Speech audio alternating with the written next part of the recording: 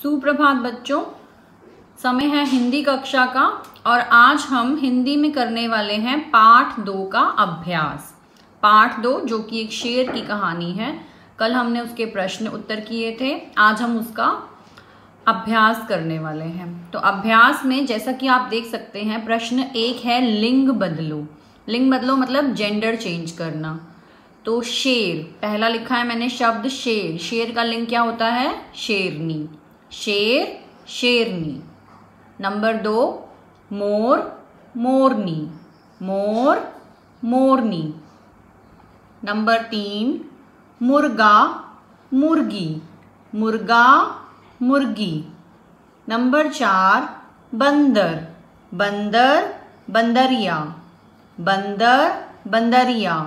आप देख सकते हैं कि शेर मोर मुर्गा तीनों पर बड़ी ई की मात्रा लगाई है हमने जब हम उसका लिंग परिवर्तन कर रहे हैं, और बंदर में हमने छोटी ई की मात्रा लगाने के साथ साथ या ऐड किया है, बंदरिया।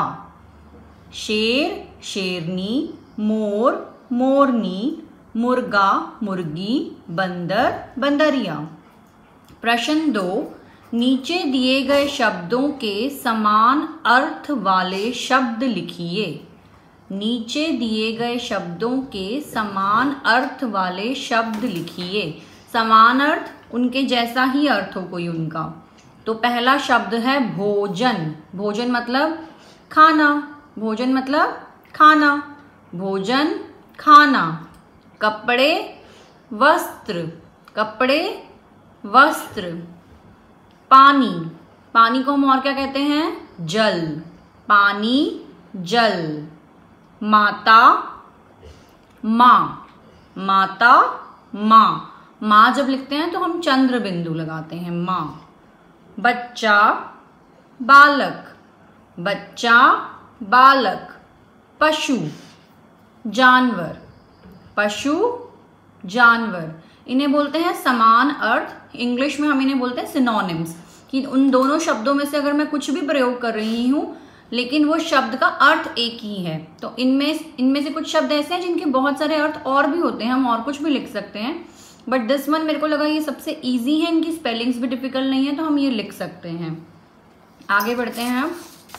प्रश्न 3। प्रश्न 3 में लिखा गया है, प्रश्न 3 में लिखा गया है, दिए गए शब्दों को सही शब्द के साथ जोड़िए। दिए गए शब्दों को सही शब्द के साथ जोड़िए। और शब्द क्या क्या हैं? लाल, मीठा, हरा, बड़ा। लाल, मीठा, हरा, बड़ा। डैश आम। आम के साथ हम क्या प्रयोग कर सकते हैं? लाल, मीठा, हरा, बड़ा। मीठा, मीठा आम। तो हम यहां क्या लिखेंगे? मीठा आम।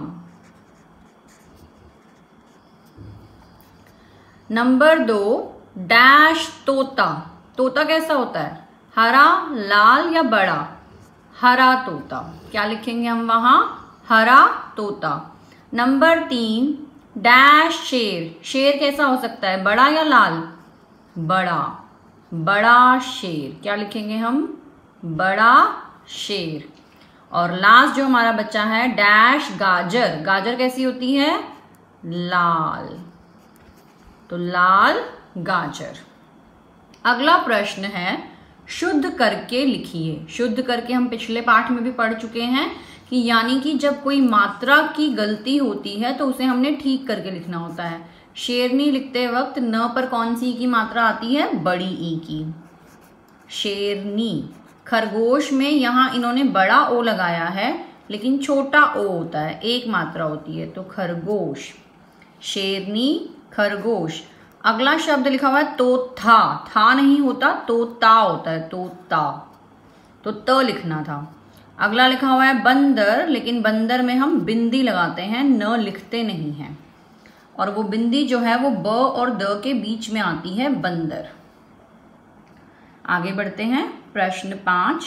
शेरनी ने शेरुदा को कहा कि हमें आत्मनिर्भर रहना चाहिए। आत्मनिर्भरता से आप क्या समझते हैं? आत्मनिर्भरता मैंने पहले भी डिस्कस किया है। आत्मनिर्भरता से हम क्या समझते हैं? सेल्फ डिपेंडेंसी, सेल्फ डिपेंड रहना। सेल्फ डिपेंड मतलब स्वयं पर भरोसा करना, सिर्फ खुद पर भरोसा करना। दूसरों पर भरोसा करना अच्छी बात है, लेकिन दूसरों पर डिपेंड होना, निर्भर हो जाना अच्छी बात नहीं है। तो हमने यहाँ सिर्फ आत्मनिर्भरता का अर्थ लिखना है। आत्मनिर्भरता का अर्थ होता है स्वयं पर भरोसा करना। आत्मनिर्भरता, जो कि प्रश्न में भी लिखा हुआ था शब्द, का अर्थ होता है स्वयं पर भरोसा करना। आगे बढ़ते हैं। प्रश्न 6, उचित मिलान कीजिए। उचित मिलान यानी मैच द फॉलोइंग, और जो हमें राइट लगे उसके साथ। देखिए, मैचिंग में instead of drawing lines like this better होता है हम नंबर लिखें। मैंने ऑलरेडी नंबर्स लिख दिए हैं, मैं आपके लिए रीड कर रही हूँ। भूखा, भूखा क्या था? आम, खरगोश, मांस, हरा या शेर? भूखा कौन था? शेर। तो क्योंकि भूखा के सामने नंबर 1 लिखा हुआ है, तो हम शेर के सामने भी क्या लिखेंगे? नंबर 1। तो इस तरह से मैचिंग करनी होती है आपने, कि जिसके साथ जो शब्द आपको मैचिंग लग रहा है आप उसका नंबर वहां लिख देंगे। तोता, अब तोता कैसा है? हरा, तो हरा के सामने हम क्या लिखेंगे? नंबर 2। मीठा, मीठा क्या है? खरगोश, मांस या आम? आम, तो नंबर 3 मीठा आम। नंबर 4 पर लिखा हुआ है गाजर। अब गाजर के लिए क्या बचा कि खरगोश या मांस? गाजर कौन लेकर आया था? खरगोश, तो हम गाजर को किसके साथ मैच करने वाले हैं? नंबर 4। उसके बाद खरगोश कर दिया हमने ये मैच। फिर है नंबर 5 पर लिखा हुआ शेरनी। लास्ट में शेरनी के साथ क्या बच गया?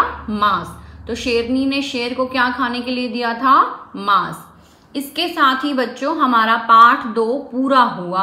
आशा है आप सबको पाठ 2 से रिलेटेड कोई भी चीज समझने में अगर कोई आपत्ति नहीं आई होगी, और अगर आपको कोई भी प्रॉब्लम आई है, कोई भी डिफिकल्टी आई है, तो आप मुझे पर्सनली टेक्स्ट कर सकते हैं और पूछ सकते हैं। पाठ 2 के मौखिक प्रश्न उत्तर, शब्दार्थ, लिखित प्रश्न उत्तर और बुक एक्सरसाइज हम सब कुछ कंप्लीट कर चुके हैं। अगर आपको किसी भी टॉपिक में कोई भी प्रॉब्लम है तो आप पूछ सकते हैं। और मैं फिर से कहती हूँ, एक बार इस पाठ को फिर से अच्छे से आप ज़रूर पढ़िएगा।